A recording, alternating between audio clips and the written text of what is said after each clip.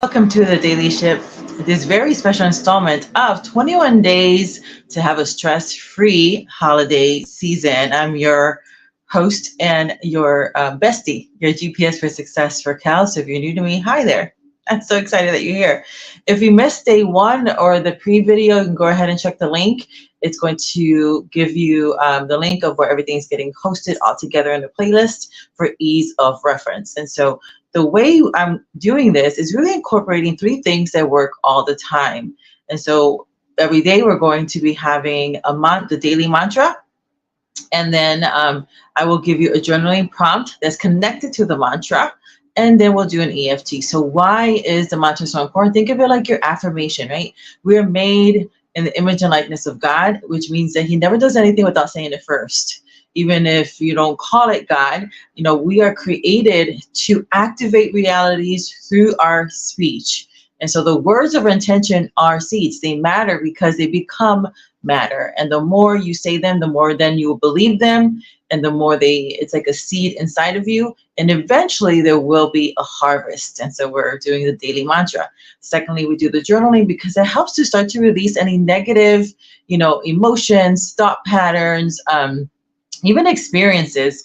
And then we'll do an EFT together. This is going to be less than 10 minutes, which is less than 1% of the day. And if you're interested in getting the digital journal that actually was the inspiration for this, you can get it for as low as $1 when you slip into my DMs and send me the keyword DJ Love, all one word. I'll also put that information down below for ease of reference. All right, so let's get started. Today's mantra is, I am that.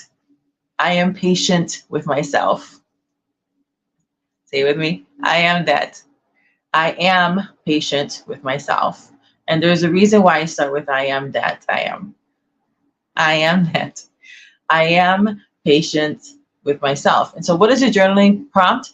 Is really thinking about what memory comes up that is contrary to that. Now, when I was thinking about what does that mean for you, like, well, I am patient with myself, but maybe that has really disguised itself as imposter syndrome, and maybe has disguised itself as procrastination.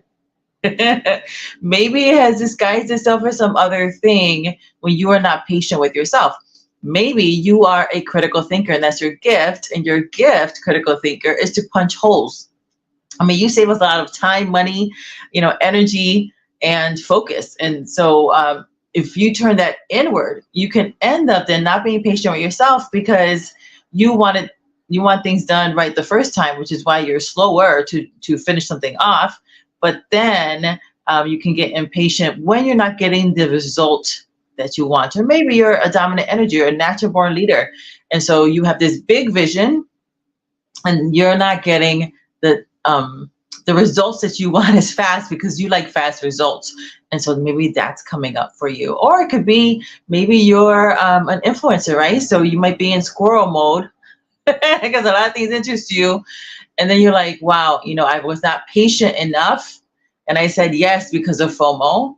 Or maybe you're salt of the earth and you were saying yes because, instead of saying no or later or delegating it, because you said, well, I wanted peace, and you gave everybody else peace and not yourself. And so how have you not been patient with yourself right now? And who actually needs forgiveness? Starting with forgiving yourself. All right, we're going to do an EFT. And if you want more information of how that works and why that works so well, in order for you to really release and maybe even recognize some subconscious patterns that are not coming to your conscious state, then this is for you. All right, so just do what I do. Repeat after me. Today, I take responsibility for my life, which just means I have the ability to respond. And I can think of a time recently where I was not patient with myself. And it kicked off a bunch of negative emotions that really was an identity issue. I saw myself through a muddy glass. But today I take my power back. And I say of myself, I deeply love, accept, and forgive myself. And so it is. Take a breath, hold, release, top of the head.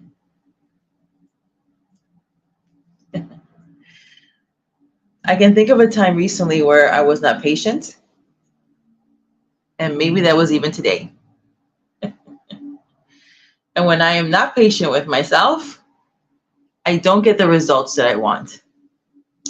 I really am, figuratively, collarbone, shooting myself in the foot, thymus area. It might come across as making fast decisions, which in and itself is not a bad thing. But sometimes haste makes waste. And when I make those fast decisions because I wanted a faster result, or it seemed fun at the time, or interesting, or I thought I was going to miss out on something if I don't say yes now, or I didn't want to disappoint people, or I just really wanted peace, then I'm the one who ends up suffering from it. And I want to learn how not to do that. And the best way is to be patient with myself, giving myself, right here, the gift of time, even if that time is 30 seconds, even if that time is a minute, even if that time is overnight. There will be times where I'll have to make a faster decision. But 80-20 rule, most of the time, and most of the decisions, right here in the middle, they don't need an immediate answer. And I know I've been groomed to believe that, to be a risk taker, but everybody is a risk taker. It's just the level of tolerance of risk that they're taking.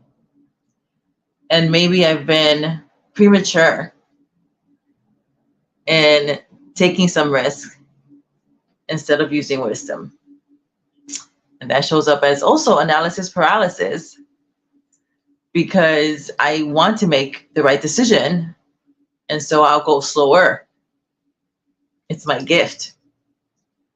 But like all gifts, there's the dark side of it. And then I might get hypercritical on myself. And then it opens up the door to things like imposter syndrome, procrastination, being overwhelmed, having anxiety, being worried. Because then my imagination kicks in, and the imagination is a commercial for the future. Ugh. I don't want that anymore. So right now I choose to overcome that, and I take my power back by saying of myself, I love myself because I am lovable, even if I don't feel I am all the time. The truth is the truth, even if no one believes it, even me. I accept myself because I accept others. And so I'm going to choose grace for me. I choose grace for myself. Yes, grace for myself. And I forgive myself because I've been doing the best that I knew how to do in the moment. And that's all I can ask for. And that's all really other people want to. And so I forgive myself. And I choose to forgive, which just means I'm releasing the debt owed to me of any person who activated some negative spirals in me. I release them. I release them in love. I release them in grace. And I don't expect anything of them anymore. I love myself. I accept myself. And I have good boundaries. That is my choice. Starting with good boundaries in me. And so it is. Breath, hold, release. Well, until next time, which will be very, very soon, I'll see you tomorrow for day 3 of 21. Have a great rest of your